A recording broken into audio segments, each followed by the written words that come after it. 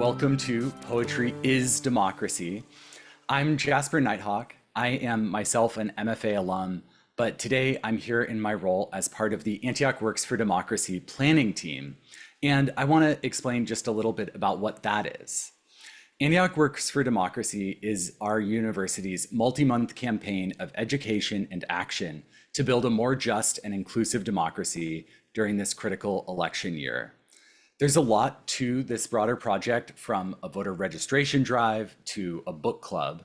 And if you're interested in learning more, I'm going to drop the link to our LibGuide in the chat. But a big part of Antioch Works for Democracy has been hosting a ton of events around Antioch University. A lot of them have been virtual. And we actually have two more coming up this week. Tomorrow, the scholar Stephen Levitsky is going to give a talk called Tyranny of the Minority that'll be followed with a Q&A. And on Thursday, we have Understanding Project 2025, which again has two scholars presenting on that. And you're all very much invited to those events. Today's event was made possible through the Fund for Democratic Initiatives. That's one of the 6 pillars of this larger Antioch Works for Democracy project. And this fund is supporting a diverse range of projects. For this one, the team from the Antioch MFA proposed everything that went into this event, which includes making sure that these poets got paid to do this work. I'm super excited to hear what came out of it. And on behalf of the wider university, I hope you enjoyed the event. Thanks so much, Jasper. And thank you so much to everyone for tuning in today and taking some time out of your busy lives to share this reading with us, which I'm very excited about. And I want to I'm going to just give a couple of practical announcements, but also want to give a big thanks to Laurie and Alexandre, who really did a huge amount of organizing inside the university to make all these events happen. So I should introduce myself. I'm Alistair McCartney, teaching faculty in the MFA program. And just a couple of practicality things. This session is going to be recorded. If you wish to view subtitles, you can click on the CC button at the bottom of your screen and select Show Captions. And you may need to click on More at the bottom of your screen and then select Show Captions. Of course, feel free to put your love in the chat for the readers as you hear each of them. And we ask that you please treat the chat function mindfully and be respectful in terms of what you write. And just a kind of a basic reminder, Antioch University is a non-profit institution. So as a university, we don't endorse political candidates or parties. So what you're going to be hearing from each of our brilliant poets tonight is coming from individual participants and not from the institution itself. So, and I also want to introduce my colleagues who I'm going to be co-hosting this with, Lisa Locascio Nighthawk, chair of the MFA, and Cathy Lin, our new core poetry faculty, who you'll be hearing from each of them tonight as well. So I think I'm going to introduce our first reader for tonight. Leonora Simonovis is a Venezuelan-American poet and the author of Study of the Raft, which was the winner of the 2021 Colorado Prize for Poetry and received an honorable mention at the 2022 International Latino Book Awards. Her poems consider the intersections of language, identity, and storytelling in connection to her experience as an exile. Leonora's poetry has also been featured in the Prose Poem, Verse Daily, and other publications. She has been the recipient of fellowships and residencies from the Poetry Foundation, the Vermont Studio Center, Experimento sul Respiro, and Sundress Academy for the Arts. Please give a warm welcome to Leonora Simonovis. Thank you. Can you hear me okay? Okay. Thank you, Alistair, for the introduction and for the invitation to participate in this reading. And thank you, Cathy and Lisa, for hosting too, and to everyone who's here listening and who made the time to just be with us today. I look forward to hearing my fellow poets read as well.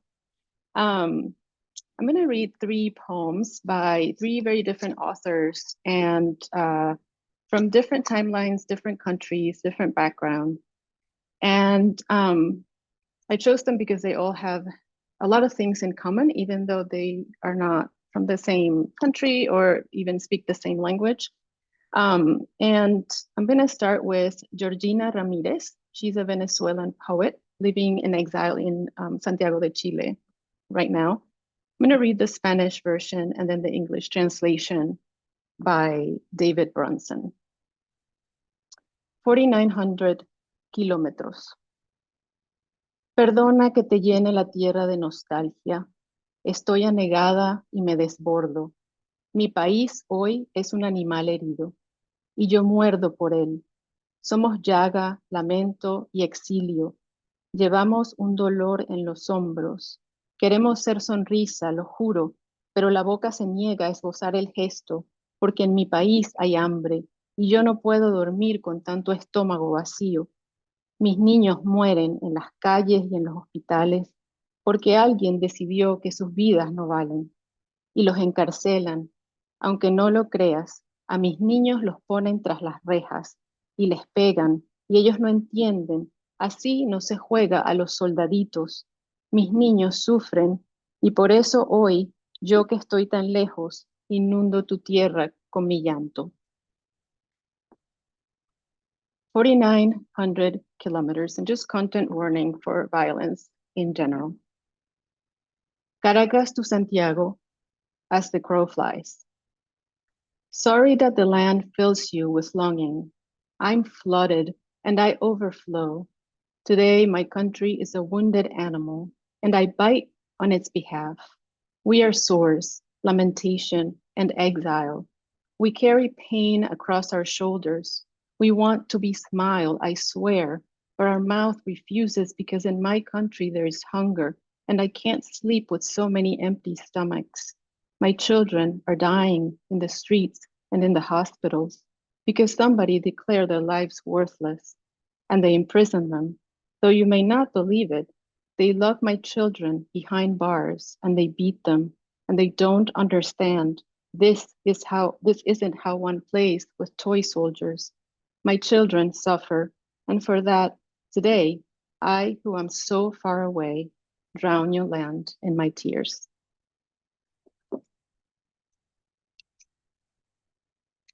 The next poem is by Audre Lorde. It's a very short poem titled Bicentennial Poem, #21,000,000.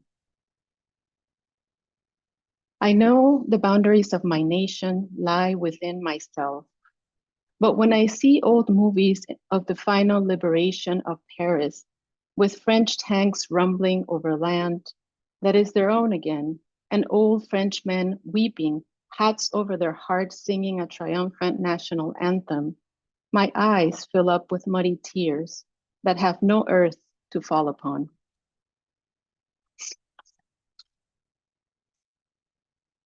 The last poem I'm going to read is by Czesław Milosz, and it's titled, You Who Wronged.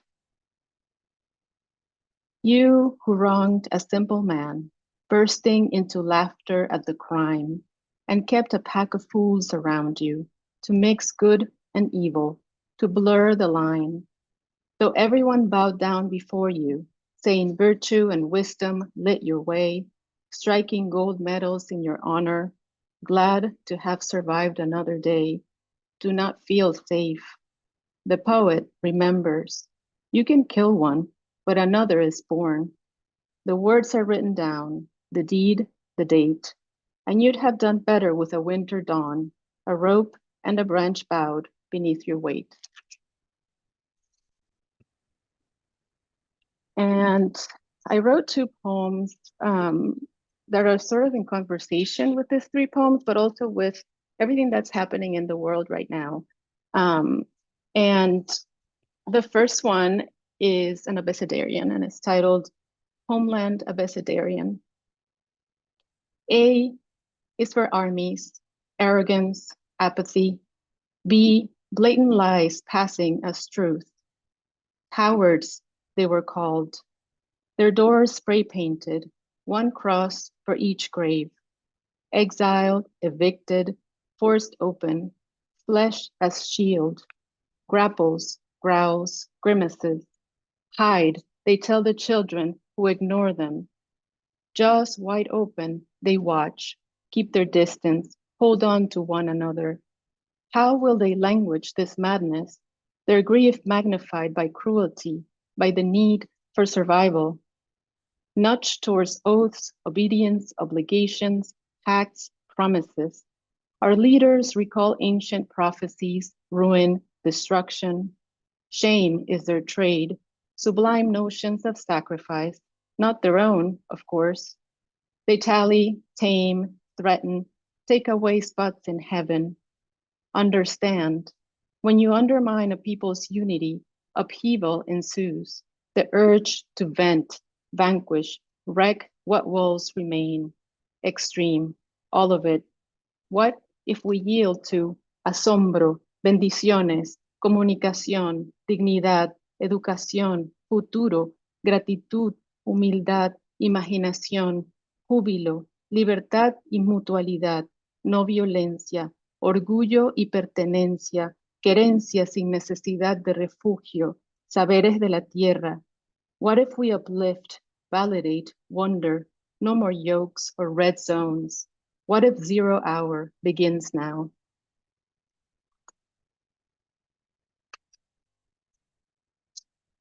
And my second poem, the last poem I'm going to read tonight, is called The Poet Remembers, and the title comes from a line by Milos's poem. The only thing you need to know about this poem is that the phrase avispas negras, black wasps, is a militia that it works for the Venezuelan government, and they are actually a Cuban militia whose job is to basically round the dissidents and take them in for questioning, torture, and so on. The poet remembers. The poet remembers that wounds fester unless tended to, that the avispas negras came at night, raided our home, beat our men, took our children, that we saw them fall, saw the red-rimmed eyes of the mountain, watching, that their machine guns woke the trees from their slumber, that the scream of the river, that rapid gunfire spells the way out better than any word, that fear does not leave the body, that the only currency is cracked bone and dry blood, that all we do is witness, that synonyms for national are citizen, voter, native, indigenous, whole, that so many parts of us are scattered over the world, that there's no possibility of return, that we cannot wear another person's country, the fit is never right, that some children will never meet their parents, that some parents will never see their children grow, that all we know is how to break and refuge, that the man in the throne, that his followers, that bodies cuffed up overnight swell along the river, that our defenses low, we let them come, that all we hear are tunneled memories, that what they call theirs cannot be bought, that this wants to be a surgical poem, knitting together voice, skin, borderlines, oceans, a grammar of emancipation, freedom, a two-letter word. Thank you. Thank you so much. What a stunning reading.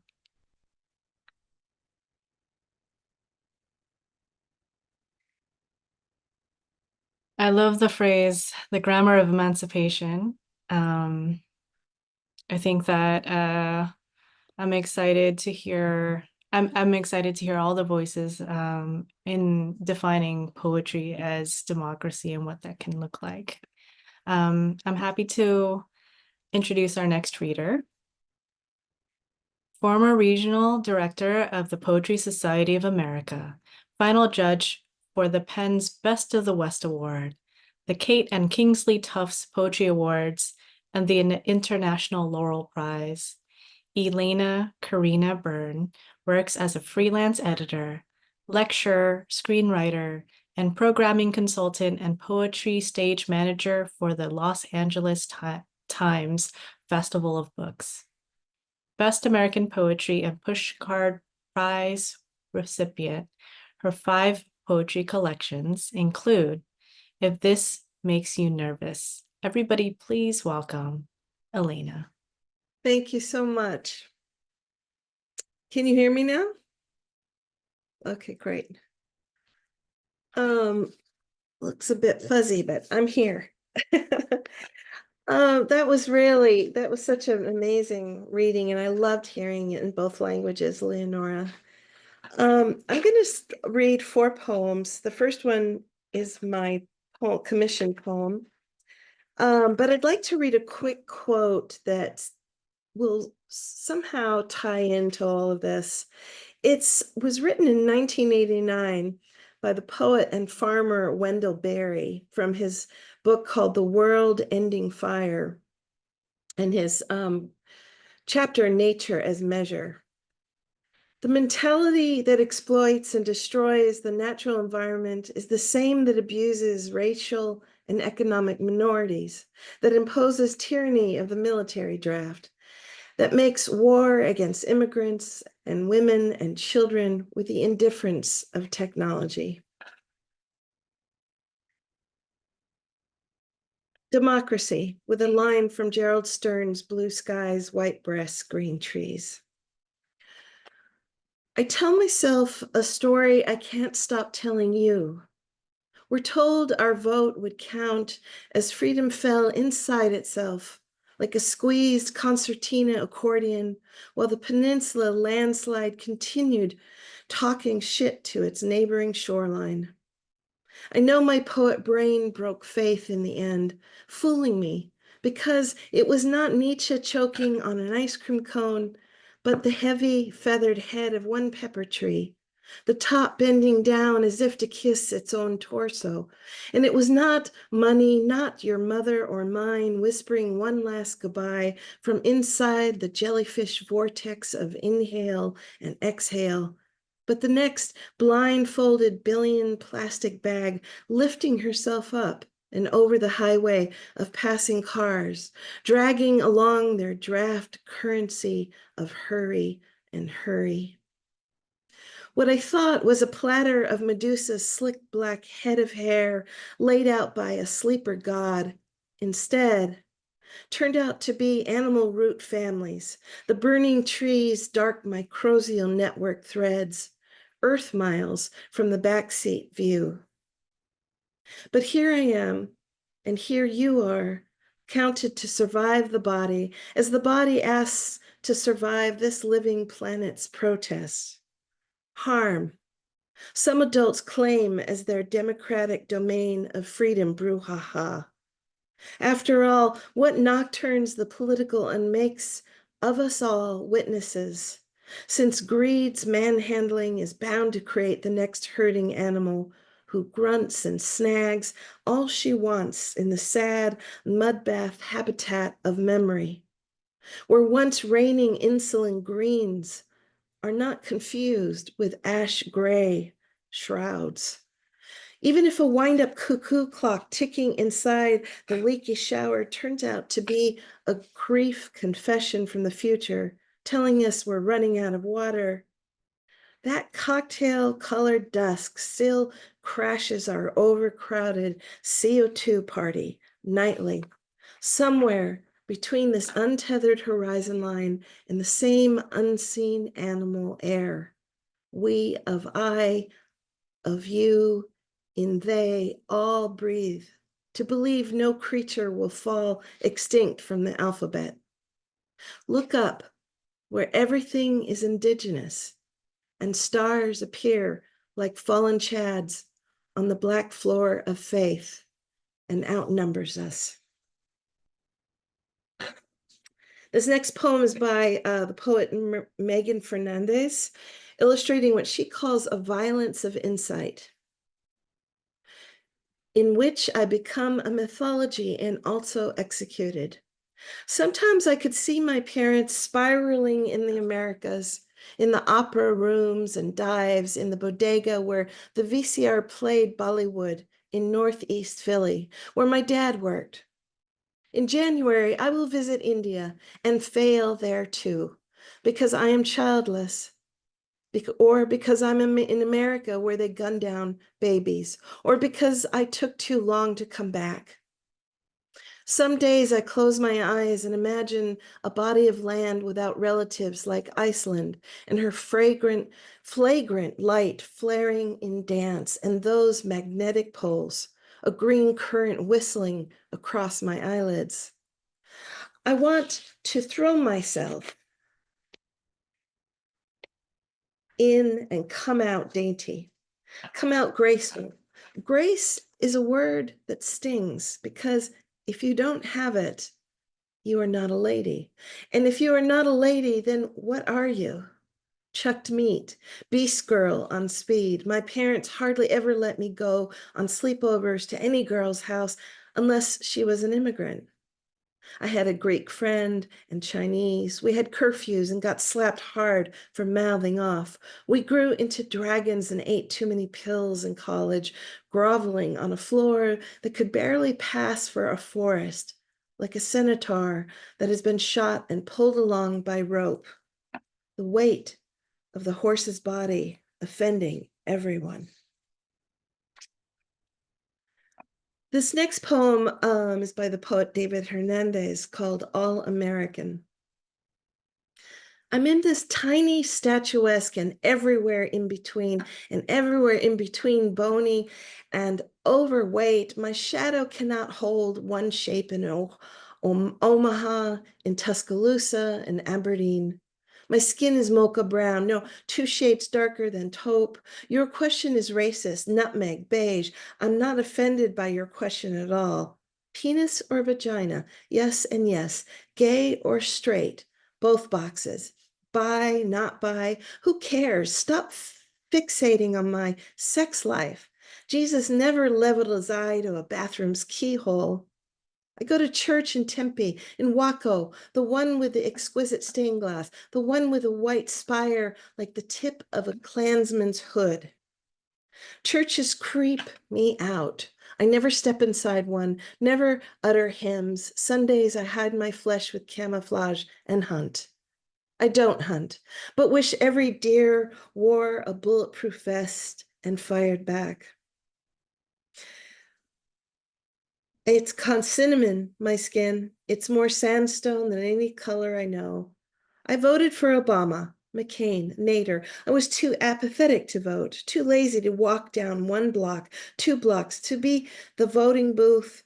For or against a women's right to choose? Yes.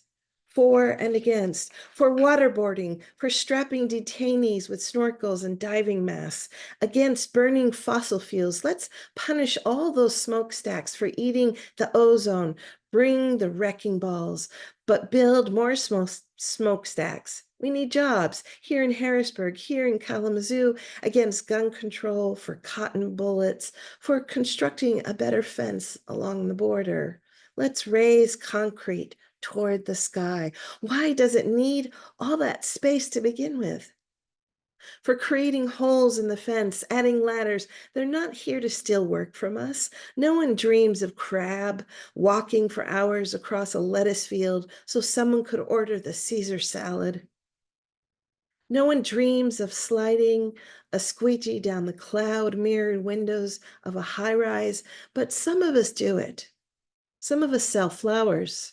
Some of us cut hair. Some of us carefully steer a mower around the cemetery grounds. Some of us paint houses. Some of us monitor the power grid. Some of us ring you up while some of us crisscross a parking lot to gather the shopping carts into one long, rolling, clamorous, and glittering backbone.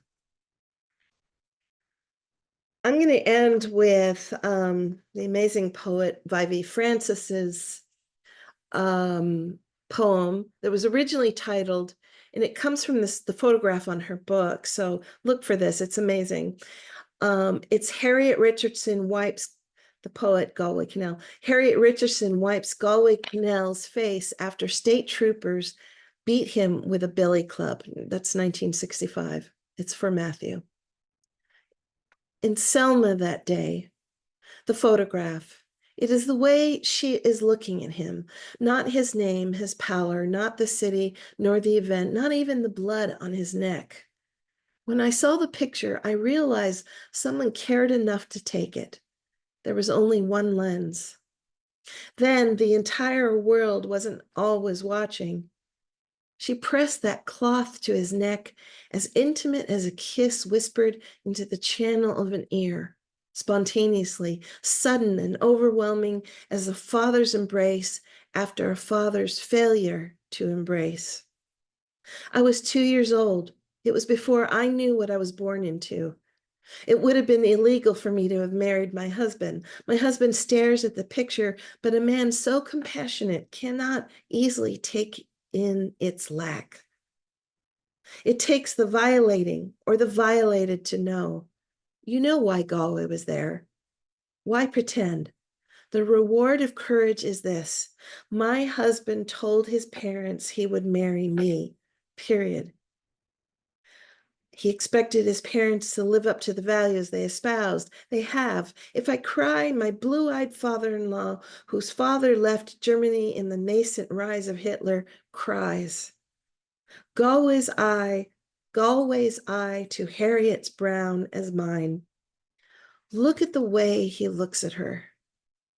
Like a sun rising twice to be Galway that day, looking up in the face of the tender after terror.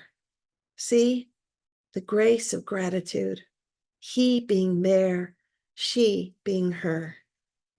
Thank you. And thank you so much to this program and to everyone involved.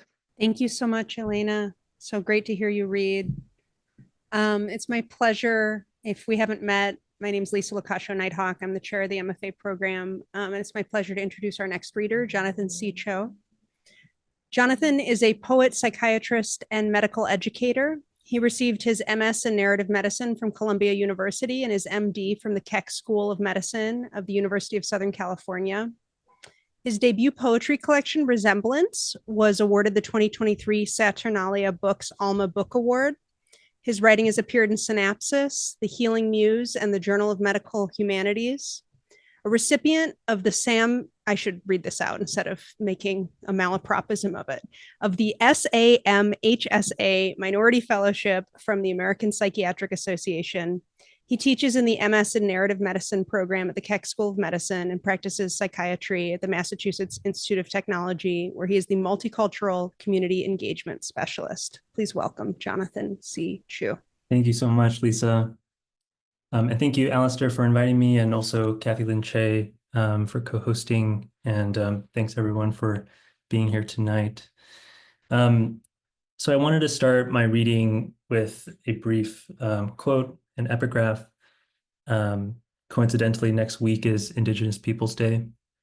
But this is an excerpt from Christopher Columbus's letter to Luis de Santangel in 1493, following Columbus's first voyage to the Americas.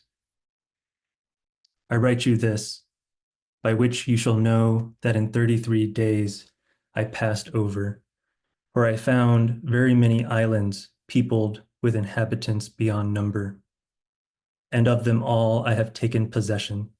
To the first which I found, I gave the name.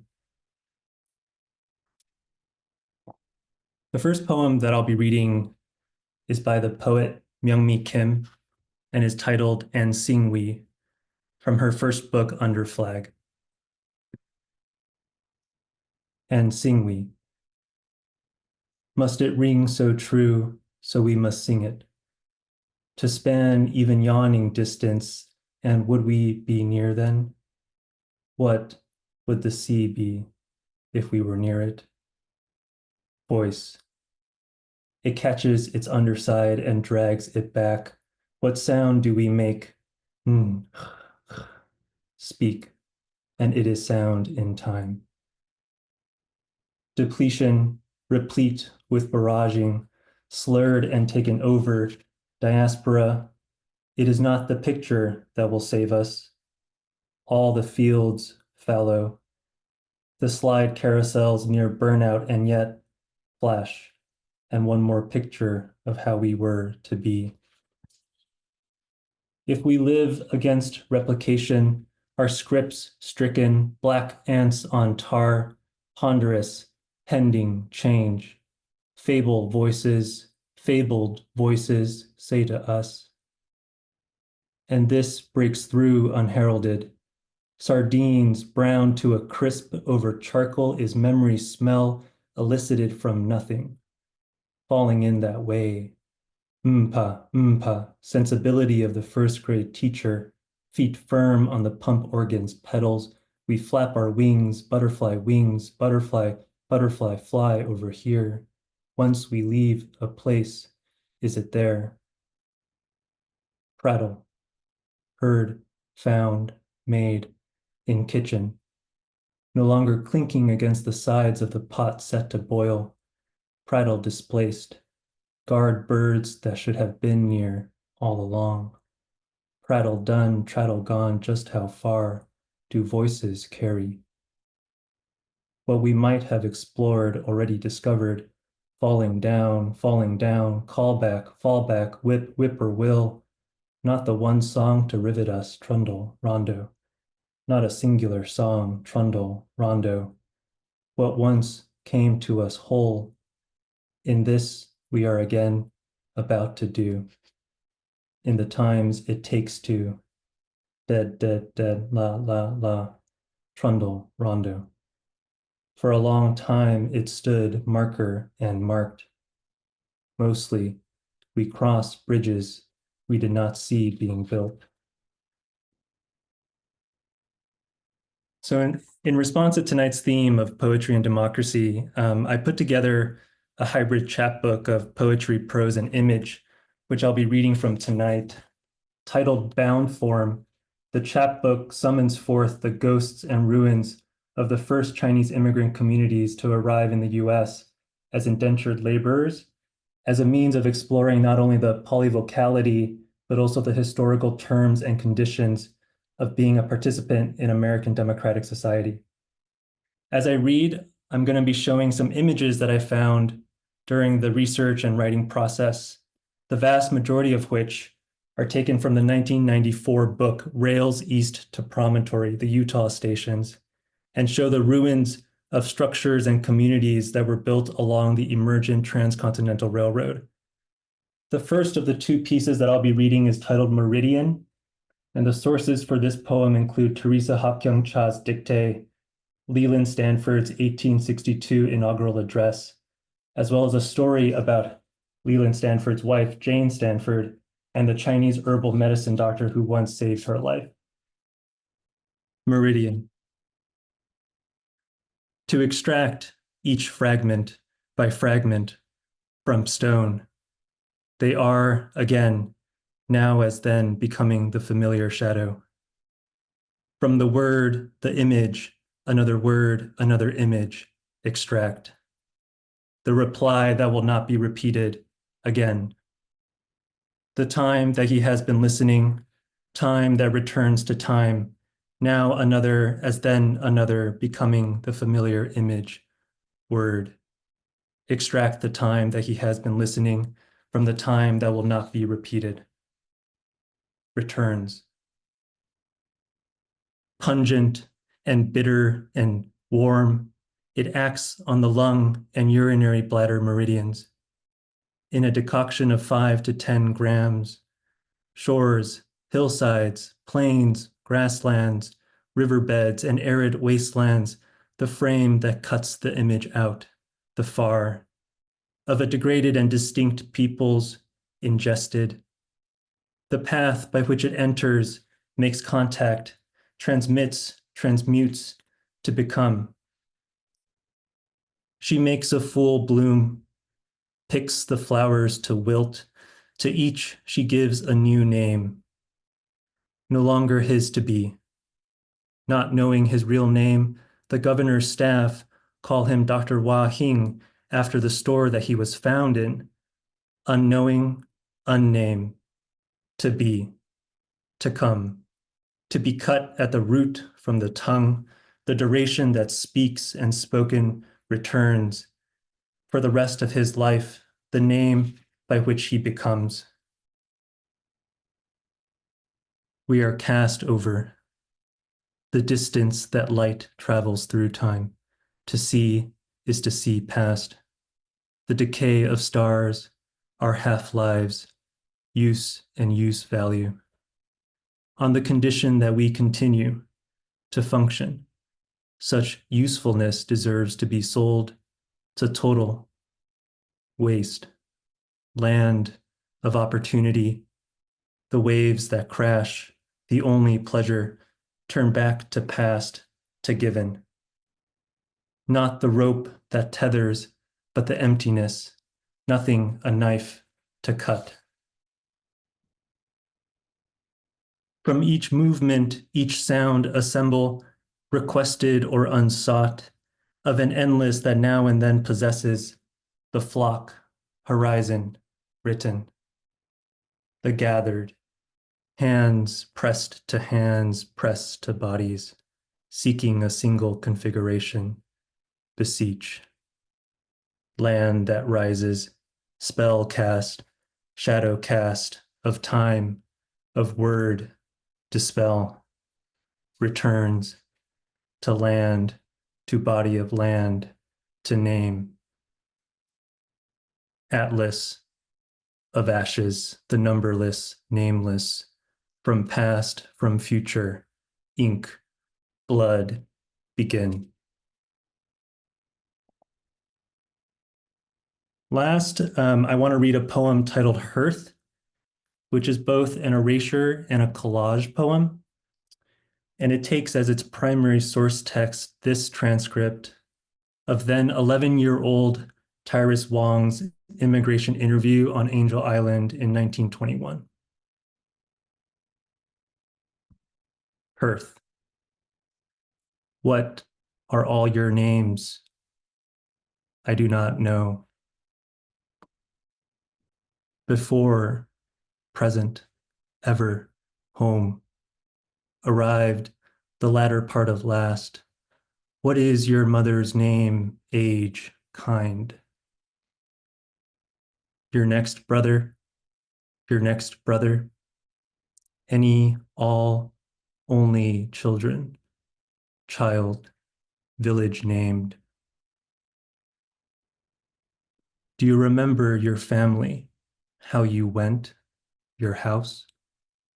Just earth floors, the small door. Grandfather, grandmother, I see a headstone, offering and touch each. Father, in Canton City, he comes, stays, goes back, looking for business. Robbers. Before my father came home, they injured my mother, they took away our ancestral tablets dedicated to the names of those they belong to. Do you remember? Do you remember? Do you cross any bridges or streams of water? We cross a small bridge, yes. Father, before Father, may all your words speak clearly. I am gathering up the pieces, building a house. One after one after one, they appear in an order other to time. Your body of history, listen, hear, voice. Thank you.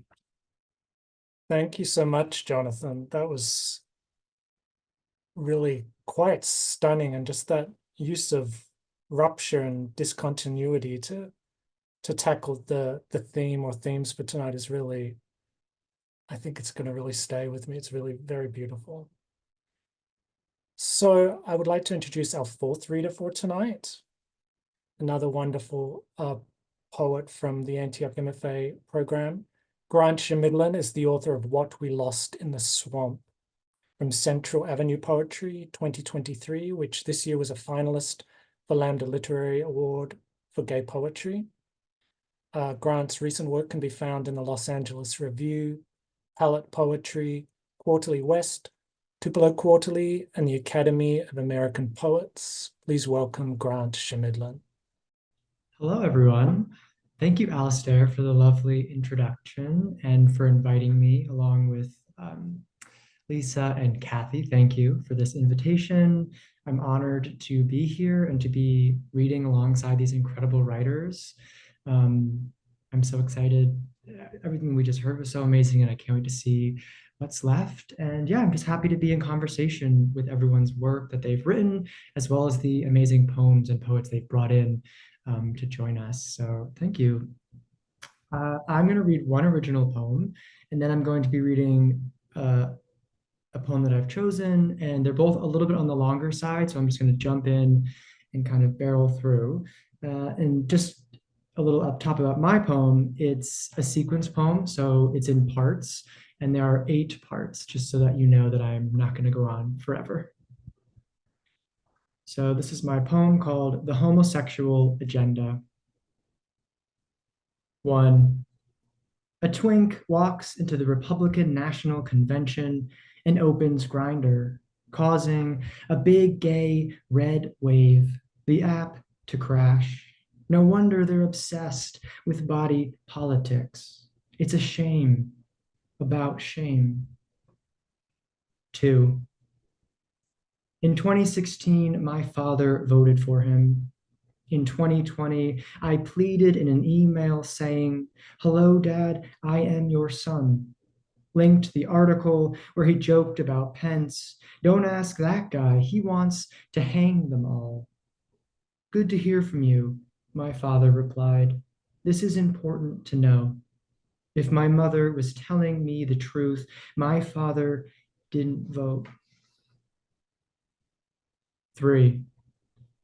Today, I get an email from a sperm bank saying, "Want to make 15K?" Saying, "We understand you're gay and will finally be able to donate." Only a year ago, the FDA lifted its restrictions on gay and bi men donating to blood banks. It stings a little how quickly they act like nothing was wrong. Like their laws didn't say to us, "You may exist so long as everything about you stays within your skin." 4. My husband and I host our British friend Amy for a few weeks. We eat chicken breast, then laugh at Veep, explain to her what the filibuster is so she gets the joke. Between episodes, Brian says we should go to Transylvania, shows us a beautiful castle, quiet trees. I Google, "Can gay people travel to Romania?" and find out homosexuality was decriminalized in 2002, that no laws exist there against homosexuals except marriage. After a silence, Amy says, "It's so completely wild. You have to ask that." 5. Can gay people travel to Jamaica? Can gay people travel to Hungary? Can gay people travel to Qatar? Can gay people travel to Bali? What about Egypt? What about Missouri? Where is it safe? Where is it safe to be? 6. There's something so gay about the moon, so glittery and up all night thinking. Mike says every gay man has a pop girly diva they worship. I've decided she is mine. Femme, all American, girl next door in the sky, crowned queen, unafraid of night, unafraid to belt a silent song, to give every sleepless little boy a slice, a real reason to shine. 7. The election is just around the corner. I don't think my father will vote for him, but there is a nagging thought, countdown clock. An email burrows in my drafts. Dear Dad, what am I, if not your own thrashing blood? 8. Unfortunately for you, the cat's out of the bag. One flew over the cuckoo's nest and never came back. Pandora's box. Life is like a heart of chocolates I'd buy for my husband at CVS. You never know what you're going to get, except you do. Win or lose, we keep coming back. Bootstraps, leather harness, assless, not less ass. We are defiance. We are like moonlight, iridescent, inescapable in night. We are moonshine, drunk on our rights, our rights, our rights. So the poem I've chosen to bring in is called I Am Waiting by Lawrence Ferlinghetti. I am waiting for my case to come up, and I am waiting for a rebirth of wonder, and I am waiting for someone to really discover America and wail. And I am waiting for the discovery of a new symbolic Western frontier, and I am waiting for the American eagle to really spread its wings and straighten up and fly right. And I am waiting for the age of anxiety to drop dead, and I am waiting for the war to be fought, which will make the world safe for anarchy. And I am waiting for the final withering away of all governments, and I am perpetually awaiting a rebirth of wonder. I am waiting for the second coming, and I am waiting for a religious revival to sweep through the state of Arizona. And I am waiting for the grapes of wrath to be stored, and I am waiting for them to prove that God is really American. And I am waiting to see God on television, piped onto church altars, if only they can find the right channel to tune in on. And I am waiting for the Last Supper to be served again with a strange new appetizer, and I am perpetually awaiting a rebirth of wonder. I am waiting for my number to be called, and I am waiting for the Salvation Army to take over, and I am waiting for the meek to be blessed and inherit the earth without taxes, and I am waiting for forests and animals to reclaim the earth as theirs, and I am waiting for a way to be devised to destroy all nationalisms without killing anybody. And I am waiting for linnets and planets to fall like rain. And I am waiting for lovers and weepers to lie down together again in a new rebirth of wonder. I am waiting for the great divide to be crossed, and I am anxiously waiting for the secret of eternal life to be discovered by an obscure general practitioner. And I am waiting for the storms of life to be over, and I am waiting to set sail for happiness, and I am waiting for a reconstructive Mayflower to reach America with its picture story and TV rights sold in advance to the natives. And I am waiting for the lost music to sound again in the lost continent in a new rebirth of wonder. I am waiting for the day that maketh all things clear, and I am awaiting retribution for what America did to Tom Sawyer, and I am waiting for Alice in Wonderland to retransmit to me her total dream of innocence. And I am waiting for child Roland to come to the final darkest tower, and I am waiting for Aphrodite to grow live arms at a final disarmament conference in a new rebirth of wonder. I am waiting to get some intimations of immortality by recollecting my early childhood, and I am waiting for the green mornings to come again, youth's dumb green fields come back again, and I am waiting for some strains of unpremeditated art to shake my typewriter, and I am waiting to write the great indelible poem, and I am waiting for the last long careless rapture, and I am perpetually waiting for the fleeing lovers on the Grecian urn to catch each other up at last and embrace, and I am awaiting perpetually and forever a renaissance of wonder. Thank you. Thank you so much, Grant. What a tremendous reading, and thank you so much for the gift of 2 long poems. Yeah, I love a good long poem, and we get 2, so thank you so much, Grant. I am pleased to introduce our next reader. Jessica Abughattas' debut book strip won the Ital Adnan Poetry Prize and was published in October 2020.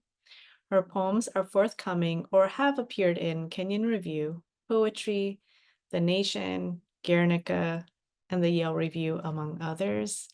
Everybody, please welcome Jessica Abughattas. Thanks for having me. I am going to read a couple of poems that I have selected for tonight, and then I'm going to read a couple of my own poems. This first poem is by Dinez Smith. It's called Anti-Poetica. There is no poem greater than feeding someone. There is no poem wiser than kindness. There is no poem more important than being good to children. There is no poem outside love's violent potential for cruelty. There is no poem that ends grief, but nurses it toward light. There is no poem that isn't jealous of song or murals or wings. There is no poem free from money's ruin. No poem in the capital, nor the court. Most policy rewords a devil's script. There is no poem in the law. There is no poem in the West. There is no poem in the North.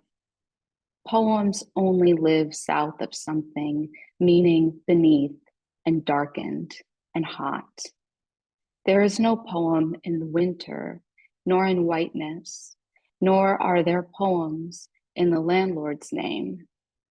No poem to admonish the state. No poem with a key to the locks. No poem to free you.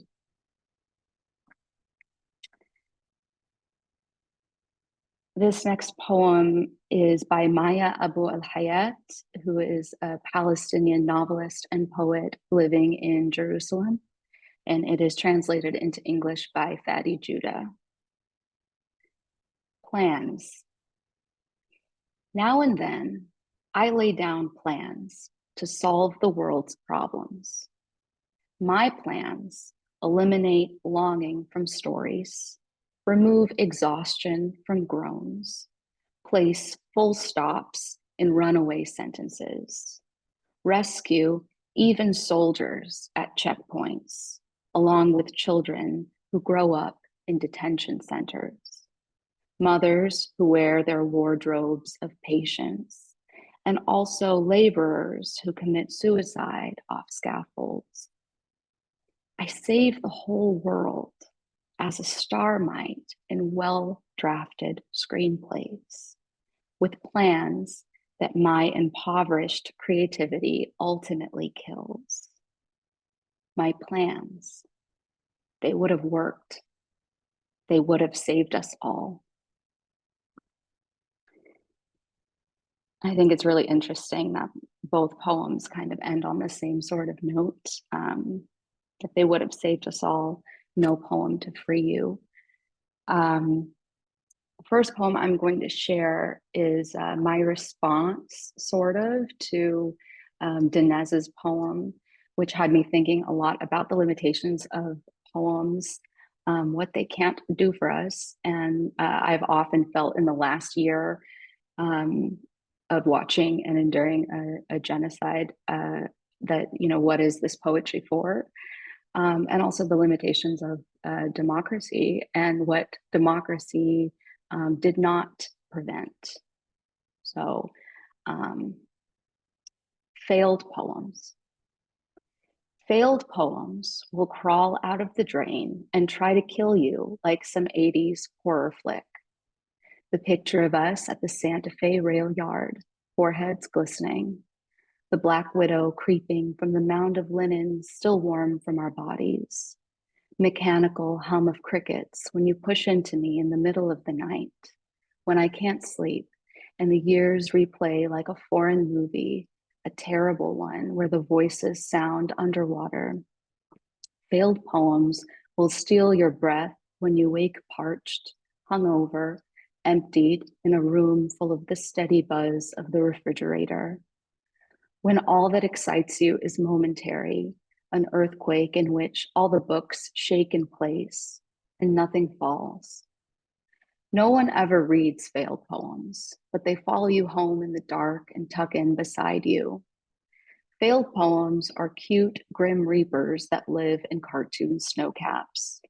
They're midnight doner kebabs that give you heartburn. Once, in Zurich, we were served rabbit paella at a party celebrating an exhibition of an artist from Venice Beach who used to be homeless, but drinks $25 Erewhon smoothies and paints hundreds, maybe thousands of happy faces with his feet. His canvases go for $25,000. Even toe paintings are better, or at least significantly more profitable than failed poems. Failed poems won't help you earn a living. You will probably have to do freelance marketing to sustain the creation of failed poems. Failed poems accrue interest. They seep into dreams where all your friends line up to blow your husband. They cost a monthly cloud subscription to maintain. Failed poems are injected into your father's veins when he ODs for the second time this year. They're shared to infinity when you're canceled for fringe political views. When you're 6 feet under, a failed poem is written on your head. It's a prayer in the form of a failed poem, the last words you hear on earth. And I'm going to read one last poem. And I actually wasn't planning on reading it tonight, but I'm going to read it because I wrote it last year in a generative workshop with Cathy Lin.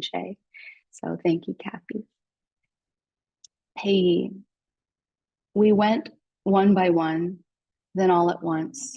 We left our father's house, went outside and returned, sleeping children, forgetful, then we remembered. We believed in our Father.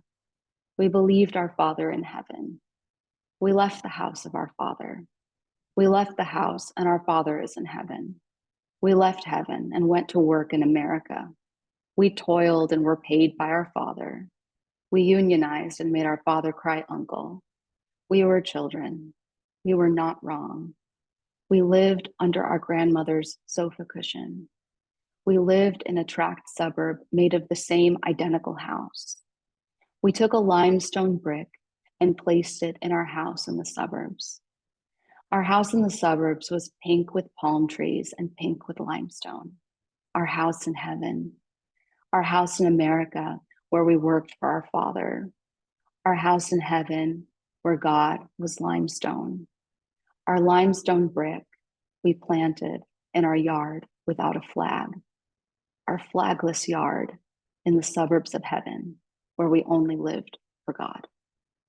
Thank you. Just want to say how special this reading is. I think I might not be the only person who has felt just like fatigue of all kinds at this time. And I feel that these poems are really bringing meaning to the fog. So thank you to everyone for sharing their work.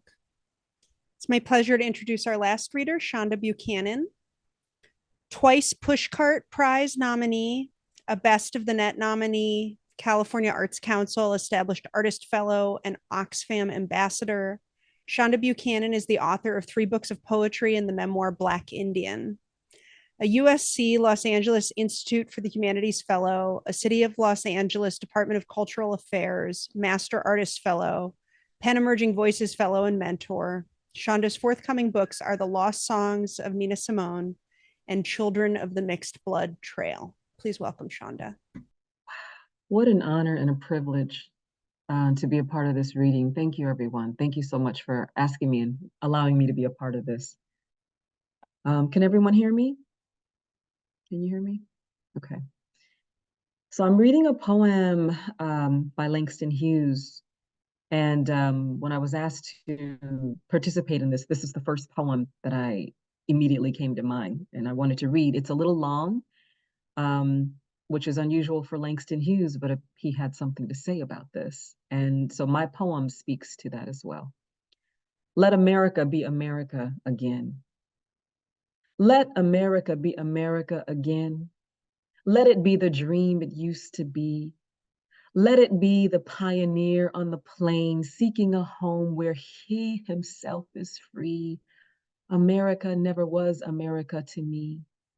Let America be the dream the dreamers dreamed. Let it be the great strong land of love where never kings connive nor tyrants scheme. That any man be crushed one above, it never was America to me. Oh, let my land be a land where liberty is crowned with no false patriotic wreath, but opportunity is real and life is free. Equality is in the air we breathe. there's never been equality for me, nor freedom in this homeland of the free. Say, who are you that mumbles in the dark? And who are you that draws your veil across the stars? I am the poor white, fooled and pushed apart. I am the Negro bearing slavery's scars. I am the red man driven from the land. I am the immigrant clutching the hope I seek and finding only the same old stupid plan of dog eat dog, of mighty crush the weak. I am the young man full of strength and hope, tangled in that ancient endless chain of profit, power, gain, of grab the land, grab the gold, of grab the ways of satisfying need, of work the men, of take the pay, of owning everything for one's own greed. I am the farmer, bondsman to the soil. I am the worker sold to the machine. I am the Negro servant to you all.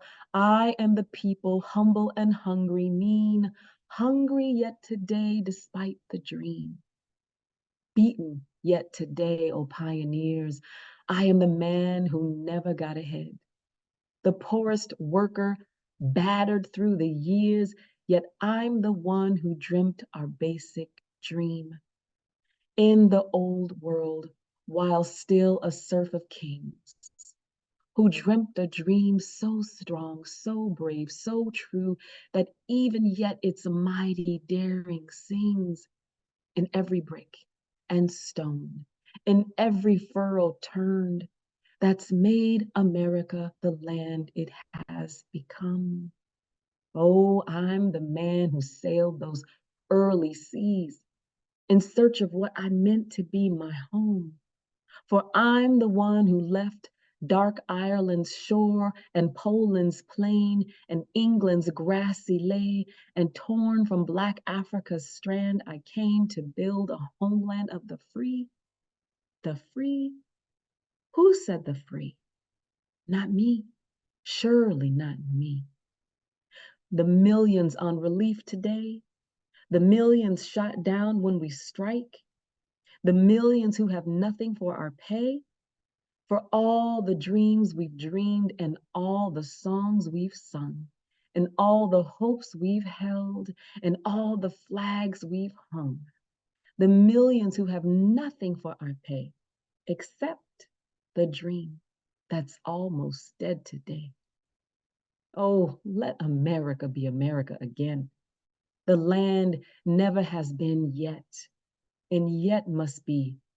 The land where every man is free, the land that's mine, the poor man's, Indians, Negroes, me. Who made America? Whose sweat and blood, whose faith and pain, whose hand at the foundry, whose plow in the rain must bring back our mighty dream again? Sure, call me an ugly name you choose. The steel of freedom does not stain. From those who live like leeches on the people's lives, we must take back our land again, America. Oh, yes, I say it plain. America never was America to me. And yet I swear this oath, America will be. Out of the rack and ruin of our gangster death, the rape and rot of graft and stealth and lies, we the people must redeem the land, the mines, the plants, the rivers, the mountains, and endless plain. All stretch of these great green states and make America again. So this poem that I wrote is in response to Langston's poem, What is Democracy? What is the democratic skin but a chance encounter with blood? Or the phantom rage of newborn babies angry at the touch of politicized air on their wrinkled, wet blanket skin? What is democracy but what we now call national and state parks, ghosts dancing away campers and tourists who peel off its top layer of red skin, never reaching the indigenous blood beneath the howling river whose tears are drying up our climate crying? Is democracy a pedagogy of truth we break like eggs over hot skillets and eat for breakfast with spoonfuls of weapons of mass destruction rhetoric? I'd like to believe in a democracy. No famine, no wars, no stunts that shake the public eye away from Red River truths of land ownership and minimum wage reality. Did you know there are whale bones under California's mountains, singing of Chumash dolphin dreams, and embers from democratic fire snuffed out when the Chinese built our railroads, when African descendants designed Washington, D.C.? Is democracy your paycheck? Or sharks and whales crashing into boats that break its migration trail? Or books snatched from the hands of Black enslaved children, indentured servants forced to give up their mixed race, red, Black, white child, eyes swollen from lack of sleep, from hidden democracy in the history? Children eating shrapnel in the middle of everything east of us, babies creeling in border immigration centers, their red eyes turning into dolphin dreams. Where was democracy when I needed it that night long ago, when my mother's red mouth fell into an abyss of a man's democratic fist, her inner child's left eye dangling? Years later, her children skate the surface of democratic madness. We, us Americans, hyphenated identities and bank accounts, short attention spans, wait to be filled with news rather than writing a poem. We have become dreamers without dreams, without heredity, without claim to humanity, when a marauder can run for the highest democratic office and dance his dance of obfuscation, make false claims about an entire group of people who descended from the first republic, that they are eating your dogs. Please, please, help me make sense of this. I would like to believe in a democracy, that we are better than pretenders to the throne, than fake news, better than our jaded selves. Democracy is not a bystander. Democracy won't ask you to die a quiet death in a field of daisies. Democracy won't grope you on an airplane or tell you to drink bleach in a pandemic. Democracy could be acceptance of a Black woman's laugh. Democracy could be believing in the Dalai Lama's reincarnated, ever deathless self. Democracy could be a new name for where to find the best authentic Mexican tacos in LA. Democracy could be a refugee running, a fetus swimming, a student scraping love from empty plates and dense books in dimly lit classrooms, making up a self against the democratic stars. Democracy won't ask you for your skin, your breath, your firstborn, your yams, your fry bread. Maybe one day democracy will show me how to secure the safety of my beautiful Black rose grandsons, no matter where they are in the world. Yes, our real democracy hums deep in the earth's unviolated womb. Layers and layers of human and mammal stories and songs and clean water woven together there, unaborted, just waiting, waiting in the deepest part of our surreal, winged, ecclesiastic, Red River democratic hearts to be free. Thank you. Thank you so much, Shonda. What an amazing reading. I'm thinking a lot about that line, what is the democratic skin, the chance encounter with blood. That will stay in my thoughts for a long time. And thank you so much to our 6 readers for tonight. In reverse, Shonda Buchanan, Jessica Abughattas, Grant Chemidlin, Jonathan Chou, Elena Karina Byrne, and Leonora Simonovis for really just providing such a rich an hour and 10 minutes of readings from their own work and also from their research into this subject. And we just have a short amount of time remaining for this event, about 15 minutes. And we wanted to just get a chance to hear a little bit from our poets tonight in terms of their process for this event. So I wanted to frame to all of our readers. So the title of this event is Poetry is Democracy.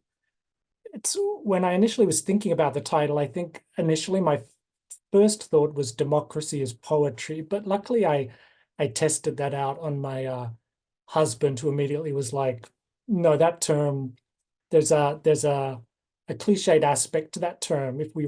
And so I began thinking about reversing it in terms of poetry is democracy and what that might mean. But I think in some ways, as we see tonight, that term is still fraught, and it contains within it a number of questions. The question, is poetry democratic?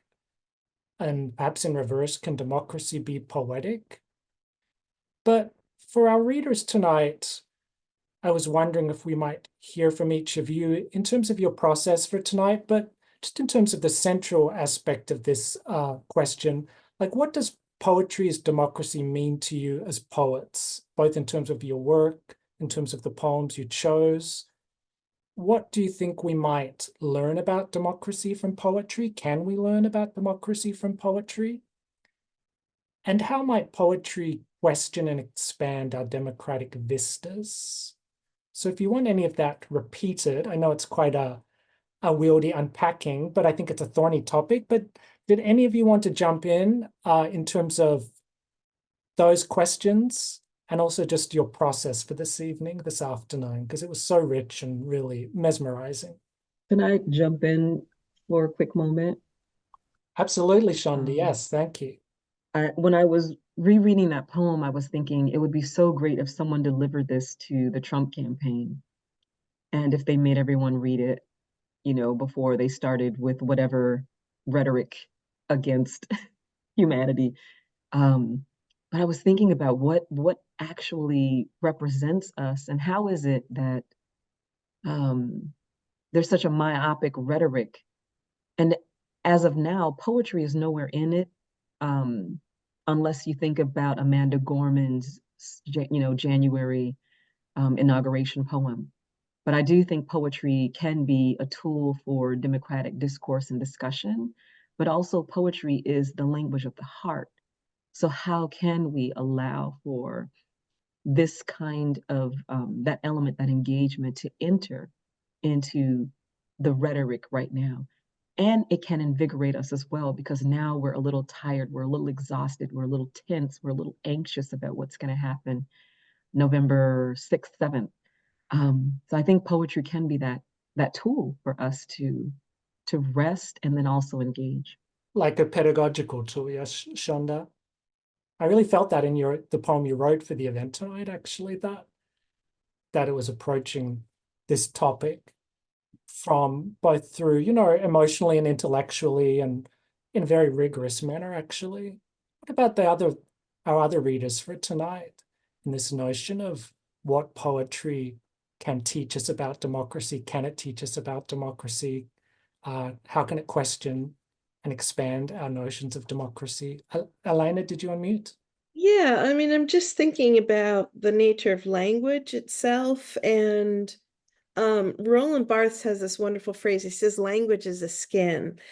And if you think about that, language begins in the body. And especially if you're a poet, it's very much about, it has a physiological engagement. And language is also seeing. So if we think of language in poetry as a process of seeing, and that our role as poets is to challenge common assumptions, then we're sort of moving in that direction, which is to say, in a direction of democratic thinking, engagement. The poet that I read, Megan Fernandez, she challenges the idea that writers who don't identify with being political is a false aesthetic, because and also Danez Smith, who was one of his poems was read tonight, declares that all poetry is political. And I think to bring it back to the idea of being, language sort of belongs to us, and like so many things, we choose particular language for a reason, don't we? And it's a process of knowledge. It's a process of finding knowledge, of being committed to seeing something and enlarging the picture. So it also empowers us to raise questions. So that's, it's all interrelated, I think. Thanks so much, Elena. What about other readers, and also Cathy and Lisa, feel free to jump in, of course, and expand this conversation. I agree with that idea of language and how important it is, because it also becomes a weapon. And like, as I was working on this, I kept asking myself, like, what is democracy and for who? Because I don't really know what democracy is anymore. And I just kept thinking about this idea of the poet remembers, the line from Milos's poem, right? The poet remembers, and the poet has the power to reveal, which is why their lives are in danger in so many places. Writers, journalists, all these people who hold the word and can denounce or question or challenge, and they're persecuted and killed in many places. And I just, again, like, I go back to what is democracy? I mean, the whole time I was working on this and reading these poems, I kept asking myself, what is democracy? Because I don't know. And I wish someone could tell me. I think the concept has changed throughout time. I think there are many countries, and including mine, where they call themselves a democracy and they're not. And where there's no freedom of speech or freedom of anything. So I think I don't know if call it power, but the poetry allows us to peel off the layers and see what's underneath, if we choose to do that. But we can also choose to hide the truth. And so I think it can go both ways. I love that notion of poetry turning democracy into a question. It's almost like a better title for this event would have been Poetry's Democracy ? Just because in a way it sort of opens up. Democracy becomes an open-ended question through like a poetic interrogation, it sounds like, from your work. And Jonathan? Yeah, I'd love to jump off of what you were saying, Leonora. I mean, I found myself really taken by your reading, and I mean everyone's reading. It was too much to track all the different connections that were being made. I mean, it was really incredible, really. But I love this idea of like the poet remembers. I mean, I feel like my work is so much engaged in history and memory and the archive. And I love this idea that one of the things that poetry does is it sort of allows history to speak through the sort of individual body of the poet, perhaps. And so there's something just really, I think, powerful about this idea that like what happens to how we understand our responsibility as citizens, or non-citizens, or what is our participation when we actually sort of are able to hear more and sort of invite in more, both in terms of sort of perspective, but also in terms of time. And how does that change how we act and relate to other people? And does that influence how we think about language even too? So I think there's certainly, when I was working on my stuff, I was looking for ways to yeah, like kind of hallucinate the voices that were not able to be heard, or that were silenced, or that were oppressed. Not in a way that sort of speaks for them, but sort of gestures to the shadow of them, perhaps. That was really clear, I think, Jonathan, in your work, because it felt like you were using poetry as this medium for like historical excavation of like the unsaid, like these unsaid histories in terms of like a democratic, the concept of democracy. Jessica or Grant, did you want to add anything to this? Your thoughts on this theme as you did, as you wrote your work, as you chose your poems? I can jump in. A little bit about my process. I actually wrote a different poem before this poem, and it ended up being, I was trying to write about climate change, and it felt a little general, and it felt, there was this like omniscient speaker, and there was no I in the poem, and was trying to show sort of humanity, how they remove themselves from like the democracy of the natural world. But as I was reading it, and maybe it's just the way I wrote it, but I just kept asking myself, like, it doesn't feel like there's power here or weight, and like I'm not connected to this. And then it kind of, as I was reflecting on why that was, trying to write a new poem or a new version, I kind of realized that just wasn't personal at all. Like I wasn't in the poem. There wasn't like a speaker in the poem. It had nothing to do with my everyday life and my relationship to democracy and to politics. So with the poem that I read, as I was writing it, I kind of wanted to lean in and write through the lens of my identity and my relationship to politics, and how I see myself represented, and then also how I don't see myself represented as a queer person, as a gay man. And I think sort of what both Shonda and Elena were saying about it needing to feel like it's in the body and needing to feel like it's coming from the heart. I just sort of realized that maybe like a loose connection between poetry and politics, or rather the way to, and I love Shonda used the word energize, like how we can both impact and energize a reader and a voter is by making it personal, is by taking what feels complicated and abstract, like the laws that govern us, or a concept in a poem, like bringing it down to the everyday, and making it feel real and human. I think within our democracy, the times when we can maybe connect with each other across parties, or change a voter's mind, or to be more open-minded, is when we have them understand like that these laws feel complicated, but at the same time, like there are affecting people, and like the reader themselves or the voter themselves is affected from these laws. They don't even realize it, right? That's sort of, it's the nitty-gritty of politics. And if we can kind of reach out through our poems or through our activism or outreach, we can connect more and make it feel more personal. Yeah, thanks for sharing, because it's a big ask, right? Like what we asked you to do, write a poem responding to this theme. So I think it's really good for us to hear about the sort of the process of elimination, in terms of, that you're working on one poem, but that it felt inauthentic, and you needed to kind of access another space to connect. And Jessica? I don't know, but I think that hopefully poetry is the revolution. And I think, in approaching this theme, I think that democracy fails when it becomes an apartheid state. I think democracy fails when it's a binary choice between two political machines, both of which are indifferent to my death. I think poetry seeks another option. And does that mean that we shouldn't try? No, I don't think we should throw the baby out with the bathwater and say, democracy has failed us, so we should quit democracy. But I do think that poetry is more creative than just choosing between red and blue.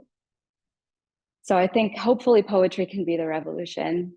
And also, interesting random thing for the astrology girlies. The US is currently in its Pluto return, which means it's been 200 years, which is coincidentally the last time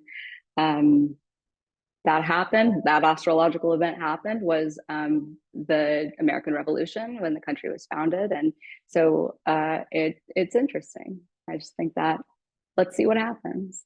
Thanks, Jessica. I feel like what I really got from your work too was just that you're kind of pointing out the limits of democracy, the limits, and perhaps the limits of poetry, that kind of, because really tonight's really been about examining that interface. So there's been this, I thought your kind of work pointed out really, really sharply, just the sort of the limits of this thing we call democracy in Yeah. a beautiful, very beautiful, truthful way.